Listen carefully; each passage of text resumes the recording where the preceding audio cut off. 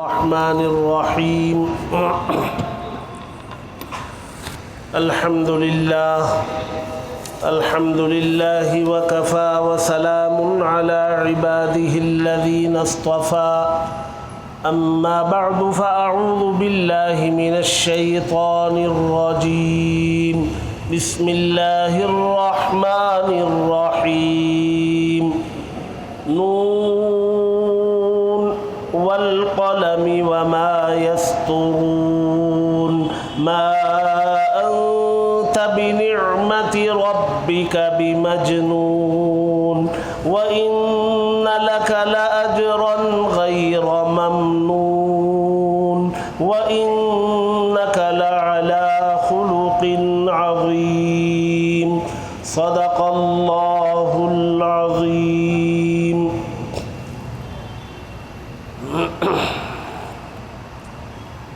بزرگان محترم، عزیزان گرامی، قرآن مجید کا 29واں پارہ مکمل پڑھا گیا.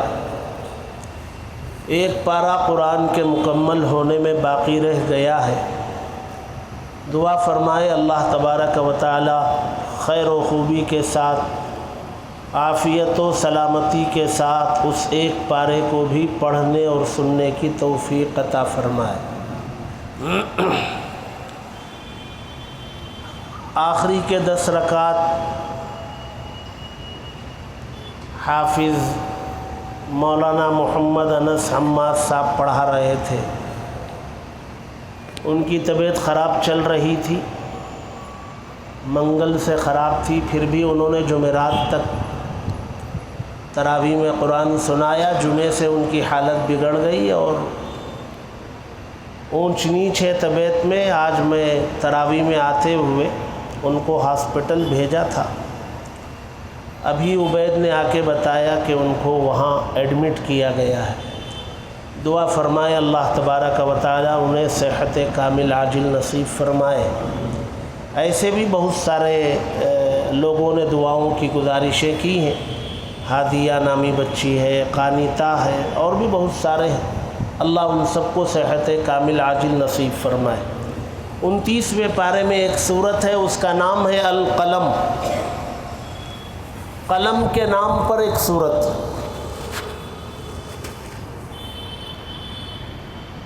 قلم وہ جو جس سے لکھا کرتے، علم کا بہت بڑا آلہ ہے. علم حاصل کرنے کا بہت بڑا آلہ ہے قلم. قلم کے ذریعے آدمی علم والا بنتا ہے اور لکھنے پڑھنے والا بنتا ہے، جاننے والا بنتا ہے. اور علم جو ہے انسان کا زیور ہے. پہلی وحی میں بھی اللہ تبارک و تعالی نے قلم کا ذکر کیا، جو پہلی وحی آسمانوں سے آئی تھی 570 سال کے بعد. اس میں بھی اللہ نے پہلی وحی میں کہا علم بالقلم.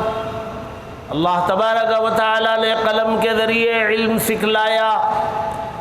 اس میں علم کا تذکرہ 3 مرتبہ ہے، اقرا کا تذکرہ 2 مرتبہ ہے، اور قلم کا تذکرہ 1 مرتبہ ہے. گویا 5 آیتوں میں علم سے متعلق باتیں تھی پہلی وحی میں. اور یہ سورت ہے، اس سورت کا نام القلم. اچھا، القلم ہوتا تو بھی اتنی اہمیت نہیں ہوتی. اللہ تبارک و تعالی نے ایک مضمون ذکر فرمایا ہے. اس مضمون کو ذکر کرنے سے پہلے اللہ تبارک و تعالی نے قسم کھائی. جیسے دنیا میں ہم لوگ کسی مضمون پر یقین دلانے کے لیے، کسی بات پر لوگوں کو یقین دلانے کے لیے قسم کھاتے ہیں، اور قسم کھانے کے بعد سننے والا یہ سمجھتا ہے کہ بھئی اس نے قسم کھا لی، یہ جھوٹ نہیں ہو سکتا. حالانکہ ایسا ہونا چاہیے، لیکن اب قسم کا اعتبار ختم ہو گیا. اب ختم ہو گیا. اب قسم میں وہ حقیقت نہیں رہی. اب لوگ قسم بھی کھاتے ہیں تو بھروسہ نہیں ہوتا. کیوں نہیں ہوتا؟ لوگوں نے قسم کی اہمیت گھٹا دی، ختم کر دی. جھوٹی قسم کھانے لگے. ہمارے پاس فیصلوں میں آتے ہیں جی دو فریق ہوتے ہیں، ادھر ایک فریق، یعنی آمنے سامنے دو گروپ۔ ایک گروپ کہتا ہے کہ حضرت یہ لڑکی جب ہمارے گھر سے گئی زیور لے کے گئی، وہ دوسری گروپ کہتی ہے نہیں ہم نے وہیں رکھا تھا، وہیں چھوڑ کے آئے۔ اب ہم کہتے ہیں بھئی دیکھو صحیح بتا دو، قسم کھانا پڑے گا، ہم قسم کھلا دیں گے، اور قسم یوں کھلائیں گے اللہ کو حاضر و ناظر جان کر، اللہ کی قسم کھا کر یہ بیان دیتا یا دیتی ہوں کہ میں نے جو بیان دیا اپنے بیان میں سچا یا سچی ہوں، اگر میں جھوٹا یا جھوٹی ہوں تو اللہ کی لعنت ہو میرے اوپر، پھٹکار۔ یہ قسم کے الفاظ بھی بول کے دیتے ہیں کہ یہ قسم میں کھلاؤں گا، سوچ لو۔ اس کے بعد بھی وہ کہتی ہے نہیں میں تو وہیں چھوڑ کے آئی، وہ کہتے ہیں کہ نہیں لے کے گئی، بھئی قسم کھا لو۔ وہ بھی قسم کھانے تیار، یہ بھی قسم کھانے تیار۔ اب دونوں تو سچے نہیں ہو سکتے، دونوں میں ایک ہی سچے ہیں، ایک تو یقینی طور سے جھوٹے ہیں، کون جھوٹے ہیں پتہ نہیں، لیکن دونوں قسم کھانے تیار۔ قسم کی حقیقت ختم ہو گئی، اس کی معنویت ختم ہو گئی، اس کی عظمت ختم ہو گئی، اس کا ڈر، اس کا خوف ختم ہو گیا۔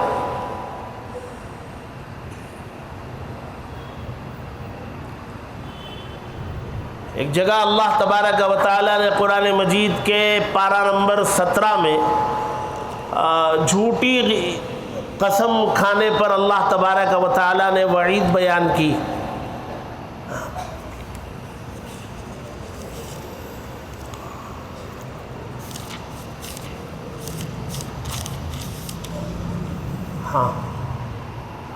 فَاجْتَنِبُوا الرِّجْسَ مِنَ الْأَوْثَانِ وَاجْتَنِبُوا قَوْلَ الزُّورِ۔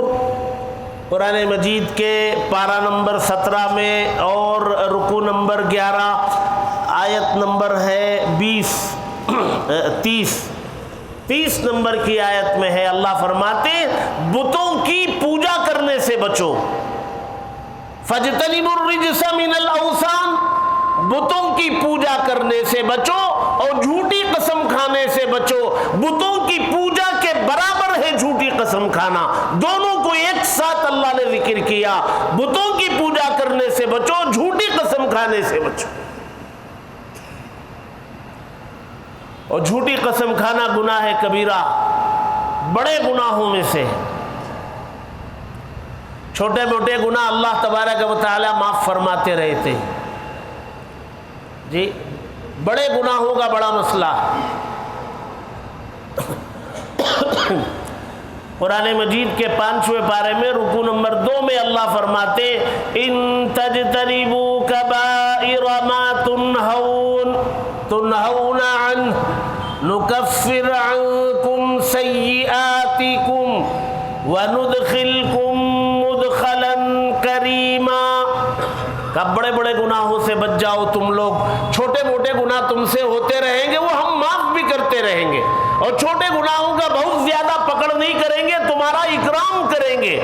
کون فرماتے ہیں؟ اللہ۔ بڑے گناہوں سے بچو۔ اور یہ جھوٹی قسم کھانا بڑے گناہ، بہت سارے نیک دیندار لوگ بھی کھاتے ہیں۔ شادی کے بعد 2 گھرانوں میں اختلاف ہو گیا، ڈوری کیس بک کرنے جائیں گے، لائر بولے گا کہ بھائی 5 لاکھ روپے انہوں نے ڈوری میں جوڑے میں لیے ہیں، لکھو۔ وہ کہے گا کہ نہیں انہوں نے تو کچھ نہیں لیا۔ لڑکی کا باپ کہتا نہیں انہوں نے کچھ نہیں لیا، تو لائر پٹی پڑھاتا نہیں کیس مضبوط نہیں ہوگا، آپ کو یہ لکھنا پڑے گا۔ تو کہا ٹھیک ہے لکھو۔ اب 5 لاکھ روپے جوڑے میں لیے، سواری لی، اتنا خرچ کروایا، یہ کیا وہ کیا یہ کیا، جھوٹ کا پلندہ بنایا اور نیچے دستخط کر دیا۔ یہ بیان ہے ہمارا تحریر میں۔ اور کورٹ میں جائیں گے، وہاں جج کے سامنے اب پوچھے گا کہ بھئی یہ تم نے لکھا ہے، یہ سب صحیح ہے۔ اب یہ پوچھنے سے پہلے وہ وہاں پہلے تو قرآن دیتے تھے، اب وہ قرآن نہیں دیتے۔ مجھے ایک مسئلے میں جانا پڑا تھا ابھی 3-4 مہینے پہلے، تو میں وہاں گیا تو مجھے بھی اس میں کھڑے ہونا پڑا۔ تو جو ہے وہ اوت دیتے ہیں انگلش میں، کنڑ میں، یہ دو زبانوں میں ہے، وہ اٹے میں لکھ کر کے لگائے ہیں، وہ اٹا پوچھتے ہیں آپ کنڑ کی انگلش، تو میں نے کہا میں انگلش میں بولوں گا، تو اس نے وہ اوت کے الفاظ انگلش میں پڑھنے کے لیے کہا قسم، وہ قسم یہی ہے کہ میں قسم کھاتا ہوں کہ میں جو بولوں گا وہ سچ بولوں گا، سچ کے سوا کچھ نہیں بولوں گا، یہ قسم کھلائی جاتی ہے اور قسم کھا لیتے ہیں، اور اس کے بعد جو کچھ بولتے ہیں وہ سب کیا ہوتا ہے، کیا ہوتا ہے، جھوٹ، پہلے قسم کھائی اور بعد میں بیان جھوٹا، اب قسم کا کیا اعتبار رہا؟ پہلے زمانے میں ایسا نہیں تھا، لوگ قسم کھانے ڈرتے تھے، اور اگر کوئی قسم کھا لیتا تھا تو اس کے بعد بات نہیں کرتے تھے، بھئی قسم کھا لیا ختم، کچھ نہیں، اتنی اہمیت تھی اس کی۔ اللہ تبارک و تعالیٰ بھی بعض مضامین قرآن میں، بہت اہم مضامین کو قسم کھا کے بیان کرتے۔ اللہ تبارک و تعالیٰ مالک ہیں، خالق ہیں، وہ جس چیز کی قسم کھانا چاہے کھا لے، بھئی وہ کسی کو پیدا کرے، کسی کو مارے، کون پوچھے گا اسے؟ کسی کو امیر بنا دے، کسی کو غریب رکھے، کون پوچھے گا؟ کسی کو آزاد رکھے، کسی کو جیل میں رکھے، کون پوچھے گا؟ کسی کو کالا بنا دے، کسی کو گورا بنا دے، کسی کو گڈھا بنا دے، کسی کو لمبا بنا دے، کسی کو اولاد دے دے، کسی کو محروم رکھے، کسی کو بد اخلاق بنا دے، کسی کو با اخلاق بنا دے، کسی کو بہت زیادہ صبر کرنے والا بنائے، کسی کو بہت زیادہ غصہ کرنے والا بنائے۔ خالق ہے، مالک ہے، جو چاہتا ہے وہ کرتا ہے، کوئی اس کو پوچھنے والا نہیں ہے۔ لا يسأل عما يفعل، اس کو کوئی پوچھنے والا نہیں، وہ جو چاہتا ہے وہ کرتا ہے، لیکن اسے حق ہے کہ وہ لوگوں کے لیے قوانین بناتا ہے، مخلوقات کے لیے وہ قانون بناتا ہے، انسانوں کے لیے قوانین بناتا ہے، جنات کے لیے بناتا ہے، فرشتوں کے لیے قوانین بناتا ہے، وہ لوگوں کے لیے قوانین بناتا ہے، پابندی لگاتا ہے۔ ہمارے لیے قانون بنایا کہ بھائی تم جو ہے دن میں 5 مرتبہ نماز پڑھو، سال میں مہینے کے روزے رکھو، اتنا مال ہو تو زکوٰۃ دو، اتنا مال ہو تو حج کرو، ظلم نہ کرو، دھوکہ نہ دو، جھوٹ نہ بولو، لوگوں کا مال نہ لوٹو، ناحق کسی کو تکلیف مت پہنچاؤ، لوگوں کے کام آؤ، کسی کو دکھ میں مبتلا دیکھو تو آرام پہنچانے کا کام کرو، اور بہت زیادہ ضرورت پڑ جائے تو قسم بھی کھاؤ، لیکن قسم صرف میرے نام کی کھانا، میرے نام کے علاوہ کسی اور کی قسم نہیں کھانا۔ اللہ کو حق ہے، اس نے قانون بنایا کہ انسان اگر قسم کھائے گا تو صرف میرے نام کی کھائے گا، اللہ کے نام کی، اللہ کی قسم کھا کے میں بولتا ہوں، بس یہی ہے۔ اللہ کے علاوہ کسی اور چیز کی قسم بندہ نہیں کھا سکتا، جائز نہیں ہے۔ اللہ کے علاوہ کس کس کی قسم کھائی جا سکتی ہے؟ عام طور سے لوگ ماں کی قسم کھاتے ہیں، میں ماں کی قسم کھا کے کہتا ہوں، بچوں کی قسم کھاتا ہوں، کعبے کی قسم کھاتا ہوں، قرآن کی قسم کھاتا ہوں۔ بات بات پر جھگڑوں میں لوگ کہتے قرآن کو ہاتھ رکھ کے قسم کھانا جائز نہیں ہے، کیوں ناجائز کام کروا رہے ہیں؟ قسم اللہ کے نام کی کھائی جا سکتی ہے، اس کے علاوہ اور کسی چیز کی قسم نہیں کھائی جا سکتی۔ بندوں کے لیے، اللہ کے لیے اللہ کسی کی بھی قسم کھائے تو قرآن مجید میں اللہ تبارک و تعالیٰ نے بہت ساری چیزوں کی قسم کھائی، اور یہاں قسم کھائی قلم کی۔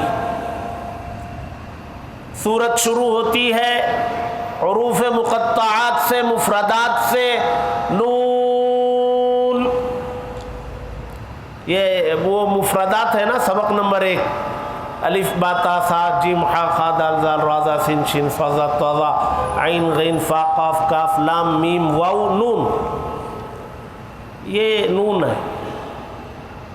اب وہ مفرد ہے، ایک حرف ہے نون، اس نون کے کیا معنی پتہ نہیں، اللہ نے بتائے نہیں، یا اللہ نے نبی کو بتائے ہیں تو نبی کو بتانے کا حکم نہیں دیا ہوگا، بہرحال نبی نے ہمیں بتایا نہیں، اس لیے نون کے ہمیں معنی معلوم نہیں۔ آگے کیا ہے؟ والقلمی، والقلمی کے معنی کیا ہے؟ اس میں وو جو ہے وہ قسم کے معنی میں ہے، والقلمی کے معنی قلم کی قسم۔ میں اور آپ دنیا میں ابھی تو میں نے بتا دیا کسی چیز کی قسم کھانا جائز نہیں ہے، لیکن عام طور سے ہم لوگ قسم جو کھاتے ہیں وہ اس کی قسم کھاتے ہیں جو ہمارے نزدیک بہت زیادہ محترم ہے۔ کوئی ماں کی قسم کھاتا ہے، جائز تو نہیں ہے لیکن وہ کیوں ماں کا تذکرہ کرتا ہے؟ ماں اس کے نزدیک بہت زیادہ محترم ہے۔ اللہ تبارک و تعالیٰ نے جن چیزوں کی قسم قرآن مجید کے اندر کھائی ہے وہ الگ الگ چیزیں ہیں جن کی اللہ نے قسم کھائی، جن چیزوں کی بھی اللہ نے قسم کھائی اللہ کے نزدیک وہ چیزیں بڑی محترم ہیں، بڑی مقدس۔ ان میں اللہ نے قلم کی قسم کھائی، مطلب یہ ہے کہ قلم اللہ کے نزدیک بڑا محترم، بڑا مقام و مرتبے والا ہے قلم، اللہ نے اس کی قسم کھائی۔ وہ اللہ نے کیوں قسم کھائی قلم کی؟ یہ بتانے کے لیے کہ یہ علم کے حاصل کرنے کا آلہ، اور اس آلے کی قسم کھا کر کے یہ بتا دیا کہ یہ آلہ جب مقدس ہے تو اس آلے کے ذریعے حاصل ہونے والی چیز بھی وہ بھی مقدس ہے، محترم ہے۔ علم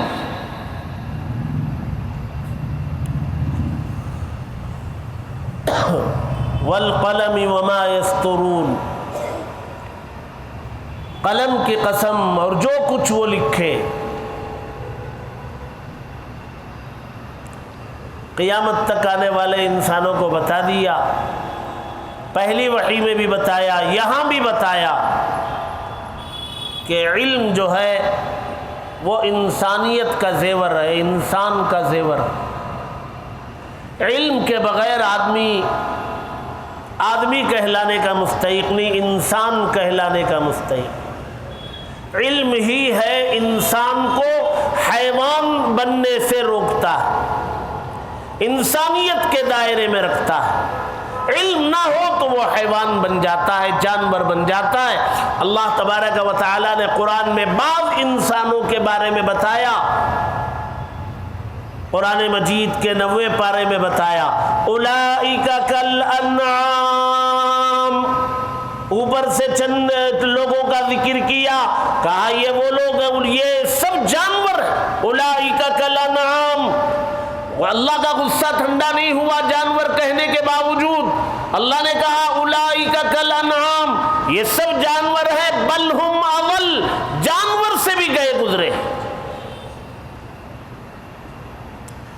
اسی 90 پارے میں اللہ تبارک و تعالی نے فرمایا لہم قلوب لا یفقہون بہا، دل ہے سمجھتے کچھ نہیں، وَلَهُمْ أَعْيُنٌ لَا يُبْصِرُونَ بِهَا، آنکھ ہم نے دیے دیکھتے کچھ نہیں، وَلَهُمْ آذَانٌ لَا يَسْمَعُونَ بِهَا، کان ہم نے دیے سنتے کچھ نہیں۔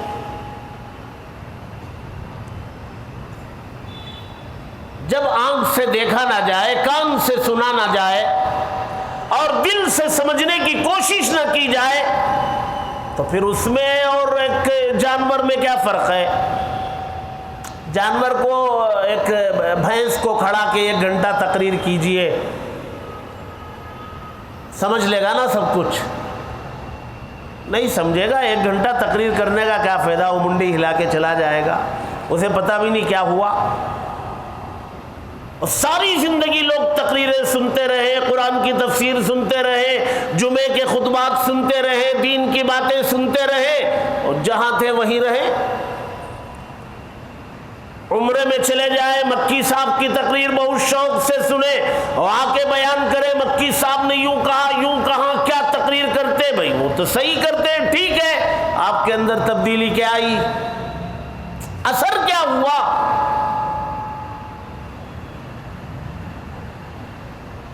علم جو ہے وہ انسانیت کا زیور ہے، اس کے بغیر انسان کا تصور نہیں۔ لہذا اسلام کے ماننے والوں کے لیے، قرآن کے ماننے والوں کے لیے، آخری نبی کی امتیوں کے لیے علم ناگزیر ہے، حاصل کرنا ضروری ہے۔ علم کے بغیر کوئی چارہ نہیں ہے۔ پہلی وحی میں پڑھنے کا ذکر ہے، لہذا پڑھنا چاہیے، پڑھانا چاہیے اپنے بچوں۔ ہاں وہ ایک شرط ہے، میں نے پہلے بھی ذکر کی تھی، اللہ کی معرفت کے بعد وہ علوم کے میدان میں، دنیاوی علوم کے میدان میں جائے، اللہ کی معرفت۔ یہاں مضمون کیا؟ اللہ تبارک و تعالیٰ نے قلم کو سب سے پہلے پیدا کیا۔ سب سے پہلے مخلوقات میں اللہ نے سب سے پہلے قلم کو پیدا کیا۔ یہاں قلم کی قسم کیوں کھائی؟ ایک وجہ یہ ہے کہ اس کو سب سے پہلے اللہ نے بنایا، قلم کو۔ پھر اس سے کہا اکتب، قلم سے کہا لکھو۔ اس نے پوچھا کیا لکھوں؟ قلم نے پوچھا۔ حدیث میں اللہ کے نبی نے فرمایا، اب قلم نے کیسے پوچھا؟ ہمیں کیا پتا، ہمیں تو نبی نے بتایا، اور نبی جھوٹ نہیں بول سکتے۔ اور اللہ کے لیے کیا مشکل ہے؟ قلم بولنے لگے، اللہ کے لیے کوئی مشکل ہے؟ ہمارے نبی کے لیے درخت نے سلام کیا، کنکر نے سلام کیا، دودھ نے ذکر کیا نبی کے سامنے، اونٹ نے آ کر کے شکایت کی۔ قلم بولے تو کیا تعجب ہے؟ شک ہے شک؟ ڈرتے لوگ، بولتے نہیں۔ ارے اللہ کے نبی نے فرمایا یار آنکھ بند کر کے بولو، نبی کے بولنے کے بعد جھوٹ کا تصور۔ قلم نے پوچھا کیا لکھوں؟ اللہ تبارک و تعالیٰ نے کہا لکھو، مقادیر، تقدیر لکھو۔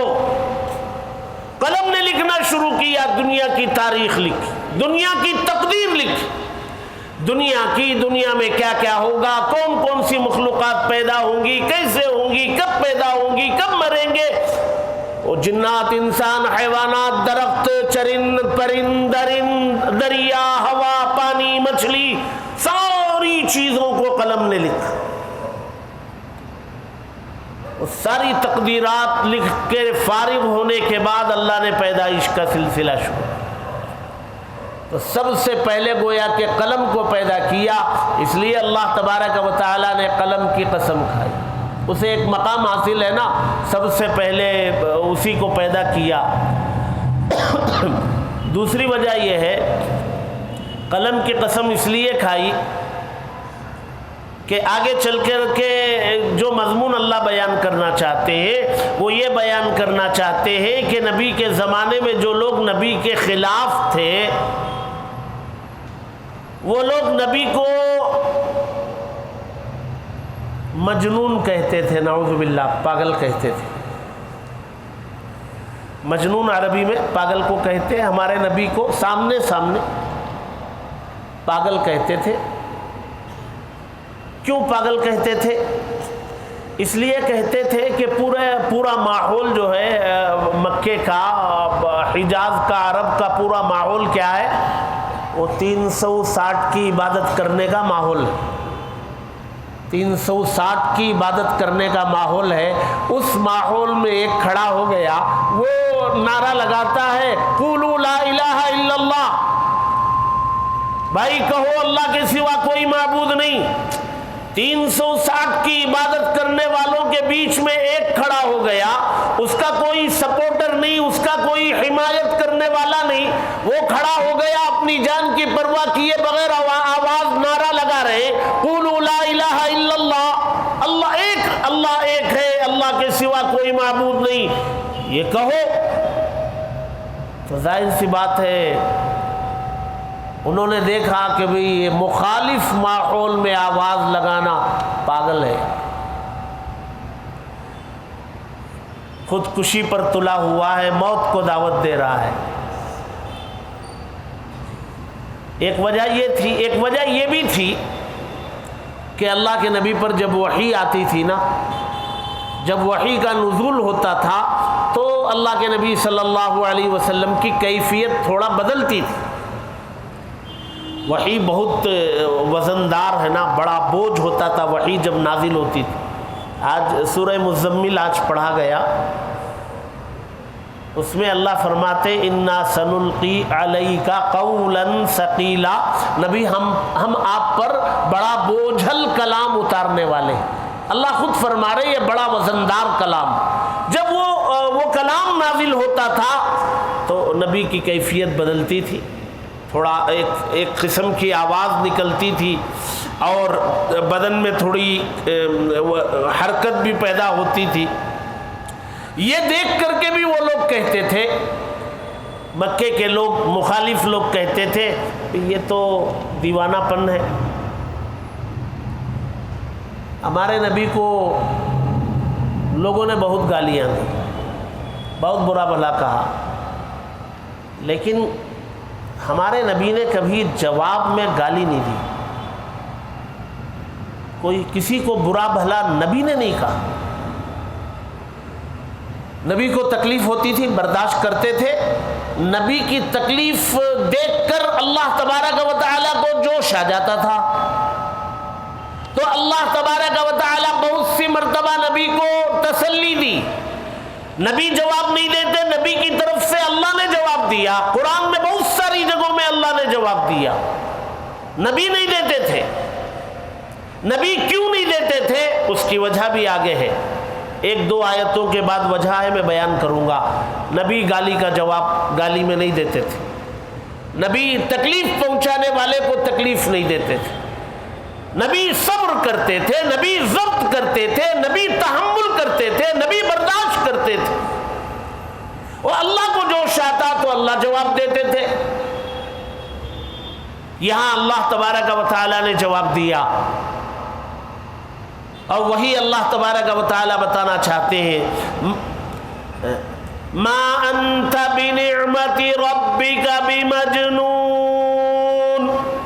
اللہ تبارک و تعالیٰ نبی ہی سے کہہ رہے، ما انت، اے نبی آپ، بنعمت ربک، آپ کے رب کے فضل سے، نعمت سے آپ مجنون نہیں ہیں، آپ پاگل نہیں ہیں۔ اللہ نبی سے خود فرما رہے آپ اپنے رب کے انعام کے صدقے میں پاگل نہیں ہیں۔ کس کی گواہی ہے؟ اور مجنون کہنے والے کون ہیں؟ مکے کے وہ 360 والے، وہ لوگ پاگل کہہ رہے، اور اللہ تبارک و تعالیٰ ان کے جواب میں فرماتے ہیں نبی کو تسلی دینے کے لیے، نبی آپ، میں بول رہا ہوں نا، چھوڑو ان سب کو یار، میں آپ کو بول رہا ہوں، آپ اپنے رب کے اس انعام کے صدقے میں آپ پاگل، ما انت بنعمت ربک بمجنون۔ اور آپ جو برداشت کرتے ہیں نا نبی، جھیل جاتے ہیں، جواب نہیں دیتے، وَإِنَّ لَكَ لَأَجْرًا غَيْرَ مَمْنُونَ، آپ کو بہت اجر ہے نبی، بہت زیادہ اجر ہے، اجر پانے والے ہیں آپ، برداشت کر رہے ہیں نا۔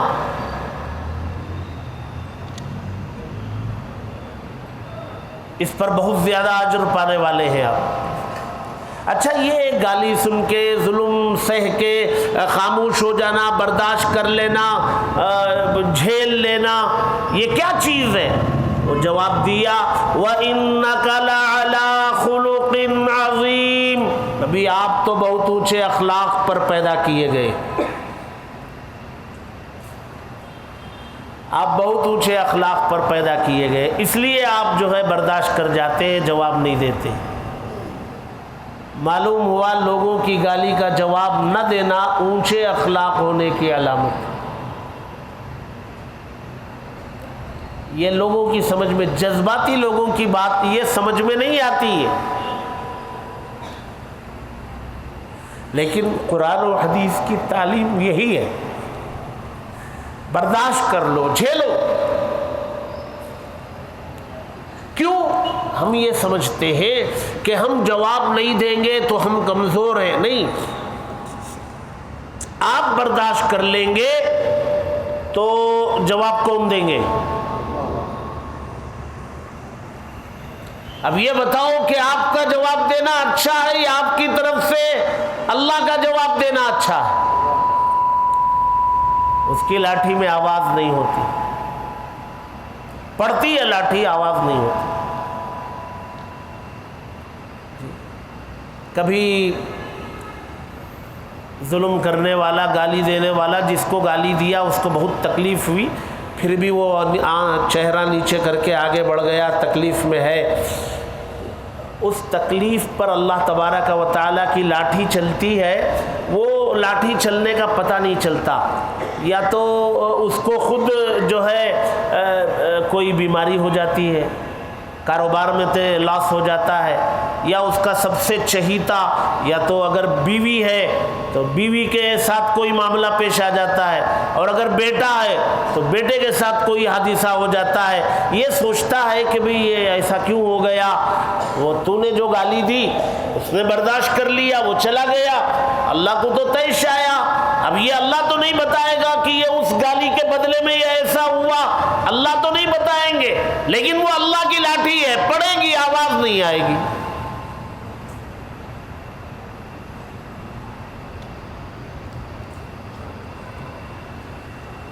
تو اللہ تبارک و تعالی نے یہ مضمون بیان کرنے کے لیے کہ نبی آپ دیوانے نہیں ہیں، آپ پاگل نہیں ہیں، آپ برداشت کرتے ہیں، اس کا بہت بڑا اجر آپ کو ملے گا، اور یہ برداشت کرنا یہ بہت اونچے اخلاق ہونے کی علامت ہے، اور ہم نے آپ کو بہت اونچے اخلاق پر پیدا کیا ہے، اور یہ مضمون بیان کرنے کے لیے اللہ نے قسم کھائی، اور قسم کے لیے جو جس چیز کو اختیار کیا وہ چیز قلم۔ معلوم ہوا کہ قلم جو ہے وہ بہت قیمتی ہے اللہ کے نزدیک، اور قسم کے بعد قلم، اور وما یسترون، اور وہ جو قلم لکھے، لہذا مکہ مکرمہ کے لوگوں نے آپ کو جو کچھ کہا، اس کے بعد نبی کی زندگی پر لکھنے والے نبی کے زمانے سے لے کر کے آج تک لکھتے چلے جا رہے ہیں، اور قیامت تک لکھتے رہیں گے، نبی کی شان میں اپنے بھی، غیر بھی، دوسرے مذاہب کے ماننے والے بھی، وہ لکھتے چلے جا رہے، نبی ایسے تھے، ان کے اخلاق ایسے تھے، دنیا میں ایسا کوئی گزرا نہیں، یہ ساری تعریف لکھنے والے لکھتے چلے گئے۔ وہ لکھ کس چیز سے رہے ہیں؟ قلم سے لکھ رہے ہیں۔ اللہ تبارک و تعالیٰ نے کہا قلم کی قسم، آپ پاگل نہیں ہیں، اور قلم جو کچھ لکھے اس کی قسم، اور قلم آج تک لکھ رہا ہے نبی کی شان میں۔ وہ جو غلط بولنے والے 360 والے وہ نیست و نابود ہو گئے، ان کا پتہ بھی نہیں وہ کہاں ہیں، لیکن ہمارے نبی کی شان آج بھی بلند، آج بھی بلند ہے، آج بھی اشہد ان محمد رسول اللہ، اشہد ان لا الہ الا اللہ واشہد ان محمد رسول اللہ، الصلاۃ والسلام علیک ایھا النبی ورحمۃ اللہ وبرکاتہ۔ آج بھی قلم لکھ رہا ہے، نبی کی شان میں آج بھی قلم لکھ رہا ہے، اس لیے قلم کی اللہ نے قسم کھائی ہے، بہت قیمتی آلہ ہے، اس زمانے کا ہتھیار۔ ان لوگوں نے ہتھیار رکھ نہیں سکتے نا، یہاں کے ملک کے قانون میں ہم رکھ کے چلتے ہیں، یہ اس زمانے کا ہتھیار ہے، علامت ہے یہ اس بات کی کہ بھئی یہ پڑھا لکھا آدمی ہے، یہ جاننے والا آدمی، ان پڑھ نہیں ہے، قلم دیکھ کے سامنے والا پہچان جاتا ہے، اس کو پھرایا نہیں جا سکتا، قلم ہے جیب میں، پڑھا لکھا ہے۔ ہمارے بہت سارے پڑھے لکھے بھی قلم نہیں رکھتے۔ آج کل لوگوں سے کہا جاتا ہے بھائی میں لکھ لو یار میں کچھ بول رہا ہوں، فوراً موبائل کھولتے اس میں لکھنا چاہتے یار یہ جس کام کے لیے بنا ہے اسی میں استعمال کرو نا، لکھنے کے لیے تو یہ بنا ہے نا، لکھنے کے لیے قلم بنا ہے، اللہ نے پہلے قلم بنایا، وہ لکھنے کا کام اس سے لیا اور آپ اس پہ لکھ رہے ہیں۔ بہرحال قلم جو ہے انسان کی زندگی میں، انسانوں کی زندگی میں بہت قیمتی آلہ ہے، علم کے حاصل کرنے کا ذریعہ ہے، اس کی قدر ہونی چاہیے، اس کا استعمال ہونا چاہیے اور اس کے ذریعے علوم حاصل کرنا چاہیے اور تعلیم یافتہ بننا چاہیے، ان پڑھ جاہل گوار نہیں رہنا چاہیے، نہ اپنے بچوں کو رکھنا چاہیے۔ اللہ تبارک و تعالی مجھے بھی آپ کو بھی کہنے سننے سے زیادہ عمل کی توفیق نصیب کرے۔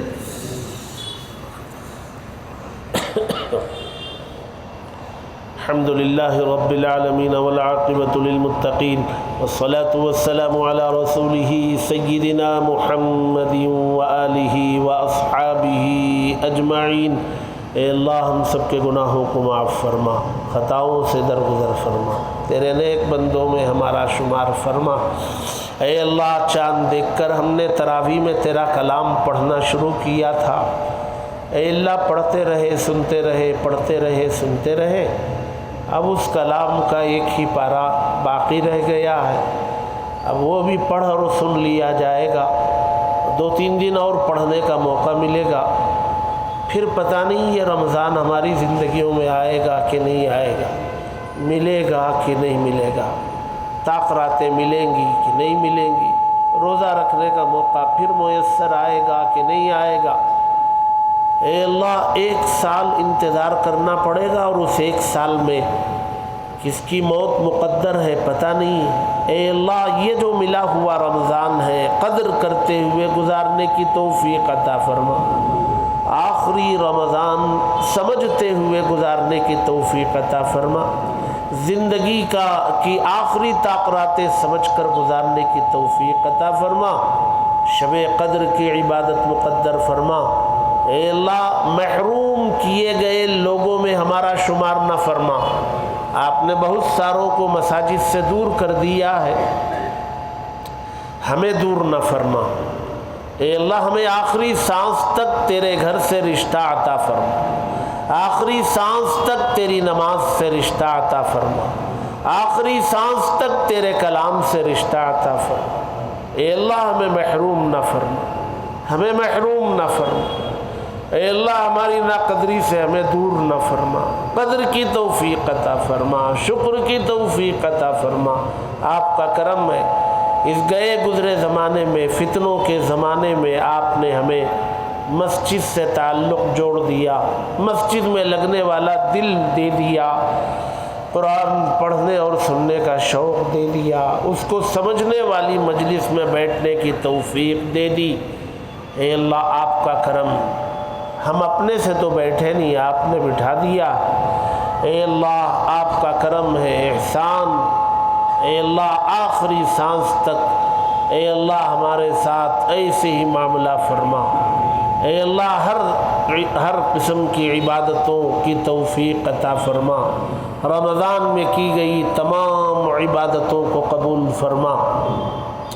اے اللہ زندگیوں میں برکتیں عطا فرما، رزق میں برکتیں عطا فرما، سکون والی زندگی نصیب فرما، گھروں میں بھی برکتیں عطا فرما، جائز مقاصد میں کامیابی نصیب فرما، نیک آرزوؤں کو پورا فرما، جو بیمار ہیں انہیں شفا نصیب فرما، شفائے کامل عاجل نصیب فرما۔